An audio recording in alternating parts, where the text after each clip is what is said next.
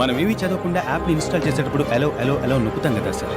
మనం యాప్ని మాత్రమే అలో చేయట్లేదు, మన ఇన్ఫర్మేషన్ దొంగిలించేవని కూడా అలో చేస్తున్నాం. మీరు కూడా క్రోమ్ బ్రౌజర్లో చాలా వెబ్సైట్స్కి, పనికిరాని వెబ్సైట్స్కి కానీ పనికొచ్చే వెబ్సైట్స్ కానీ ప్రతిసారి అలో అలో అలో కొట్టేస్తూనే ఉంటారు.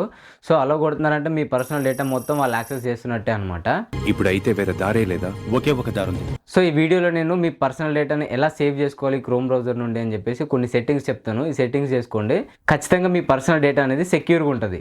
క్రోమ్ ఓపెన్ చేసి టాప్లో ఉన్న 3 లైన్స్ పైన ట్యాప్ చేసి సెట్టింగ్స్లోకి వెళ్ళండి.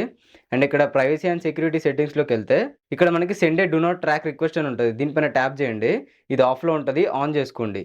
అండ్ మళ్ళీ బ్యాక్ వచ్చేసి కొంచెం స్క్రోల్ డౌన్ చేస్తే ఇక్కడ సేవ్ బ్రౌజింగ్ అని ఉంది కదా, దీనిపైన ట్యాప్ చేయండి.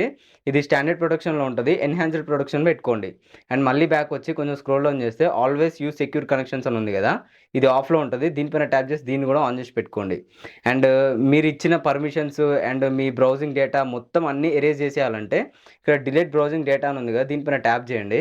ఇక్కడ అన్నీ సెలెక్ట్ చేయండి, సింపుల్గా డిలీట్ డేటా పైన ట్యాప్ చేయండి అండ్ డిలీట్ చేయండి.